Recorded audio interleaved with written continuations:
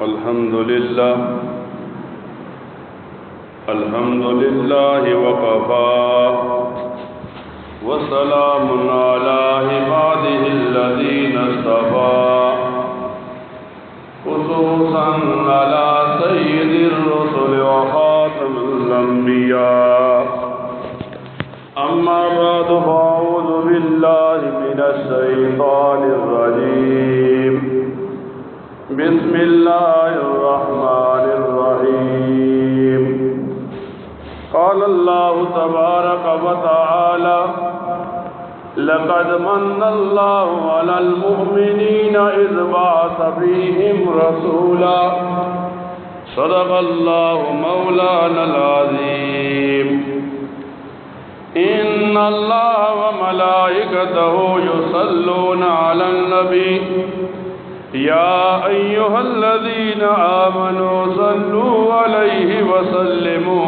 تسليما اللهم صل على محمد وعلى آل محمد كما صليت على إبراهيم وعلى آل إبراهيم إنك حميد مجيد اللهم بارك على محمد وعلى آل محمد كما باركت على إبراهيم وعلى آل إبراهيم إنك حميد مجيد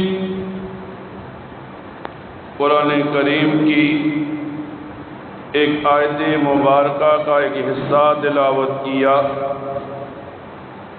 اللہ رب العزت ارشاد فرماتے ہیں لقد من اللہ علی المؤمنین اذ بعث فیہم رسولا، کہ اللہ تعالی نے ایمان والوں پر انعام کیا کہ ان میں سے ہی ایک رسول ان میں بھیجا۔ آج ربیع الاول کی پہلی تاریخ ہے۔ ربیع الاول کا مہینہ جب شروع ہوتا ہے تو ربیع الاول کے مہینے کے اندر مسلمانوں کو یہ تعلیم دی جاتی ہے، یہ بتا دیا جاتا ہے کہ ربیع الاول کے مہینے کے اندر جناب نبی کریم صلی اللہ علیہ وسلم کی ولادت بھی ہوئی، اور ربیع الاول کے مہینے کے اندر نبی کریم صلی اللہ علیہ وسلم کی وفات و رحلت بھی ہوئی۔ یعنی یہ مہینہ مسلمانوں کے نزدیک بڑا ہی عزت اور عظمت والا مہینہ ہے، بڑا ہی فضیلت والا مہینہ ہے۔ اس مہینے میں اس شخصیت کی ولادت ہوئی جس کی وجہ سے آج ہم مسلمان ہیں، جس کی وجہ سے ہم جنت کی امید لگائے بیٹھے ہیں۔ سیرت کی کتابوں کو جب بندہ کھولتا ہے، سیرت کی کتابوں میں یوں ملتا ہے کہ نبی کریم صلی اللہ علیہ وسلم نے فرمایا اللہ تعالی نے میرے اسلاف و انساب کو پیدا کر کے مجھے پیدا کیا۔ ایک آدمی جب اس حدیث مبارکہ کو سنتا ہے کہ نبی علیہ السلام کے اسلاف و انساب سارے پاک تھے، تو اسے بتایا جاتا ہے نبی علیہ السلام کے والد حضرت عبداللہ سے لے کر ساری امت کے والد حضرت آدم علیہ السلام تک جتنا بھی یہ سلسلہ تھا اللہ نے سب کو پاک کر دیا۔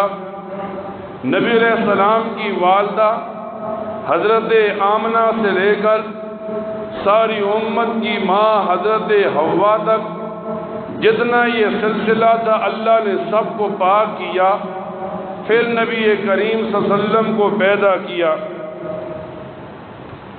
اب ایک مسلمان جب یہ ربیع الاول کا مہینہ پاتا ہے تو بار بار نبی علیہ السلام کا تذکرہ کرتا ہے، تو اس مسلمان کو بتایا جاتا ہے سیرت کی کتابوں میں یوں آتا ہے نبی علیہ السلام کے والد حضرت عبداللہ فرماتے ہیں ایک بہت بڑے بادشاہ کی بیٹی مجھے کہتی ہے میں تجھ سے نکاح کرنا چاہتی ہوں، لیکن اللہ تعالیٰ کو منظور نہیں تھا۔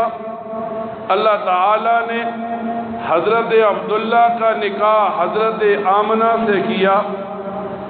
اب یہ اللہ تعالیٰ انعام حضرت آمنہ کو دینا چاہتے تھے۔ فرماتی ہیں نبی علیہ السلام کی والدہ فرماتی ہیں جب میری شادی ہو گئی تو پھر ایسا ہوا کہ میں صبح اٹھتی، بکریوں کو لے کر ایک چراگاہ میں جاتی، بکریاں میرے سامنے ہوتی، میرے ہاتھ میں ڈنڈا ہوتا، میں دن بھر بکریوں کو ایک چراگاہ میں چراتی۔ یا تو بکریاں راستے میں صحیح نہیں جاتی تھیں یا بکریاں چراگاہ میں صحیح نہیں چلتی تھیں۔ حضرت آمنہ فرماتی ہیں پھر ایک دن ایسا ہوا میں بکریوں کو چرانے کے لیے نکلی، میں بکریوں کو مارتی رہی ہے لیکن وہ نہیں چلی۔ فرماتی ہیں میں آگے ہو گئی، بکریاں میرے پیچھے چل پڑی۔ تو حضرت آمنہ فرماتی ہیں اب میں سوچ رہی تھی کل تک جو بکریاں نہیں چلتی تھیں آج کیسے میرے پیچھے چل پڑی۔ پھر حضرت آمنہ فرماتی ہیں جب میں چراگاہ میں پہنچی تو دھوپ کا وقت ہوا۔ اب جب بھی دھوپ کا وقت ہوتا، عرب کی سرزمین گرم، عرب کا موسم بھی گرم ہے، حضرت آمنہ فرماتی ہیں جیسے ہی دھوپ سخت ہوتی بادل کا ایک ٹکڑا آتا اور میرے اوپر آ کر چھاؤں کر لیتا۔ حضرت آمنہ فرماتی ہیں میں جب بھی گھر سے نکلتی، اب میں گلی سے گزرتی، گلی میں پڑے ہوئے پتھر سے آواز آتی، میں دیوار کے پاس سے گزرتی، دیوار سے آواز آتی۔ فرماتی ہیں میں درخت کے پاس سے گزرتی، درخت سے آواز آتی، میں پہاڑ کے پاس سے گزرتی تو پہاڑ سے آواز آتی، میں بڑی پریشان ہو گئی۔ حضرت آمنہ فرماتی ہیں میں اس وقت کے ایک بہت بڑے عالم کے پاس گئی اور میں نے یہ مسئلہ پیش کیا تو وہ عالم فرمانے لگے یہ ساری چیزیں تجھے سلام پیش کرتی ہیں۔ تو حضرت آمنہ فرماتی ہیں میں سمجھ گئی میرے پیٹ میں جو بچہ ہے یہ سارا اس کا کمال ہے۔ اب وہ وقت بھی آ گیا جب نبی کریم صلی اللہ علیہ وسلم کی ولادت با شہادت کی رات ہے۔ فرماتی ہیں حضرت آمنہ کہ وہ رات تھی، میرے پاس ایک دائی تھی، نبی علیہ السلام کی ولادت ہوئی۔ حضرت آمنہ فرماتی ہیں میں دل میں سوچنے لگی کہ جو بچہ ابھی پیدا ہوا چند گھڑیاں ہوئی ہیں، چند منٹ ہوئے ہیں، میں اس کو دیکھوں۔ حضرت آمنہ اٹھ کر بیٹھ گئی۔ فرماتی ہیں میں جب اس بچے کو دیکھنے کے لیے بیٹھی جو چند گھڑیوں کا مہمان تھا، میں دیکھتی ہوں کہ نبی علیہ السلام اس وقت سجدے میں پڑی ہیں، تو میں سوچنے لگی کہ جو آیا دنیا میں اور آ کر سجدہ شروع کر دیا یہ ساری امت کی رہنمائی کرے گی کہ وہ اپنا سر اللہ کے سامنے جھکائیں۔ نبی علیہ السلام کی دائی حضرت ام ایمن فرماتی ہے میں نے نبی علیہ السلام کو غسل دیا، اب جیسے ہی میں نے غسل دیا حضرت آمنہ فرمانے لگی ایسا خوبصورت بچہ میں نے آج تک نہیں دیکھا۔ تو ام ایمن فرماتی ہے میں نے نبی علیہ السلام کو اٹھایا، جو آدمی نبی علیہ السلام کو دیکھتا اس کی زبان پر یہ بات جاری ہو جاتی کہ ایسا بچہ اتنا خوبصورت آج تک میں نے نہیں دیکھا۔ پھر سیرت کی کتابوں میں آتا ہے نبی علیہ السلام کو جب فرشتوں نے دیکھا تو فرشتے آپس میں ایک دوسرے سے کہنے لگے ایسا خوبصورت بچہ ہم نے آج تک نہیں دیکھا۔ جب ساری مخلوقات نے نبی علیہ السلام کے بارے میں یہ کلمات کہی تو اللہ تعالیٰ فرمانے لگے کہ آج تک ایسا خوبصورت بچہ ہم نے پیدا ہی نہیں کیا۔ آج جب یہ ربیع الاول کا مہینہ شروع ہوا تو ربیع الاول کے مہینے کے اندر ایک مسلمان کے لیے لازمی ہے اپنے نبی کے ساتھ اپنی محبت کو ظاہر کرے، عملی طور پر ظاہر کرے، عبادت کی طور پر ظاہر کرے۔ فرماتے ہیں جب عرب کے اندر کوئی بچہ پیدا ہوتا، سیرت کی کتابوں میں یوں آتا ہے، کوئی دائی آتی تو بچے کو لے جاتی۔ فرماتے ہیں نبی علیہ السلام پیدا ہوئے، 300 دائیاں آئیں، دائی دروازے پر دستک دیتی، جب بتایا جاتا یہ بچہ یتیم ہے، وہ دائی واپس چلی جاتی۔ اب یوں آتا ہے کتابوں میں، ایک دائی حضرت علیمہ آئی جس کی اونٹنی بھی سب سے کمزور ہے، جو مال کے لحاظ سے بھی غریب ہے، جس کے گھر میں بکریاں ہیں لیکن دودھ نہیں دیتی۔ اب جیسا ہی اس نے نبی علیہ السلام کو لیا، اپنی اونٹنی پر سوار ہوئی، تو اس کی اونٹنی میں اتنی طاقت آ گئی کہ وہ سب اونٹنیوں سے آگے بڑھ گئی۔ اب مورخین لکھتے ہیں، سیرت کی کتابیں لکھنے والے لکھتے ہیں، حضرت آمنہ سے سوال کیا گیا کہ آج کیا وہی سواری ہے آپ کے پاس؟ تو حضرت حلیمہ فرمان لگی ہاں سواری تو وہی ہے، سوار تبدیل ہو گیا۔ پھر حضرت حلیمہ فرماتی ہیں جب میں نبی علیہ السلام کو اٹھا کر گھر میں لے گئی، مریل کی ہماری ایک بکری ہے، میرا حامد بکری کا دودھ نکالنے کے لیے بیٹھا، تو حضرت حلیمہ فرماتی ہیں گھر کے سارے برتن ختم ہو گئے لیکن بکری کا دودھ ختم نہیں ہوا۔ اب ایک مسلمان جب نبی علیہ السلام کا تذکرہ کرتا ہے، ایک مسلمان جب نبی علیہ السلام کے ساتھ محبت ظاہر کرتا ہے، اب جیسا ہی ربیع الاول کا مہینہ شروع ہوتا ہے اسے دو باتیں سکھائی جاتی ہیں۔ ربیع الاول کا مہینہ نبی علیہ السلام کی ولادت کا مہینہ ہے، نبی علیہ السلام کی اور یہی مہینہ نبی علیہ السلام کی وفات کا مہینہ ہے۔ اب ایک آدمی اس مہینے کو پاتا ہے تو اسے ایک تعلیم دی جاتی ہے، اس مہینے میں وہ شخصیت پیدا ہوئی جس کی وجہ سے آج تو دنیا میں مسلمان ہے، جس کی وجہ سے تو اپنی قبر کے اندر روشنی چاہتا ہے، جس کی سفارش کے بلبوتے پر تو کل جنت جاتا ہے۔ لیکن جب ربیع الاول کا مہینہ شروع ہوتا ہے، نبی علیہ السلام کا تذکرہ کیا جاتا ہے دو مقام پر۔ کچھ لوگ نبی علیہ السلام کا تذکرہ مساجد میں کرتے ہیں، درود کی کثرت کرتے ہیں، کچھ لوگ نبی علیہ السلام کا تذکرہ بازار میں کرتے ہیں۔ اب ہم اس بات کو نبی علیہ السلام کی مجلس میں لے جاتے ہیں۔ ایک صحابی فرماتے ہیں نبی کریم صلی اللہ علیہ وسلم سے سوال کیا گیا تو نبی علیہ السلام نے یوں ارشاد فرمایا، اخبث البلاد الی اللہ اسواقها احب البلاد الی اللہ مساجدها۔ اللہ تعالیٰ کو دنیا میں سب سے ناپسند جگہ وہ بازار ہیں، اللہ تعالیٰ کو دنیا میں سب سے محبوب جگہ وہ مسجد ہیں۔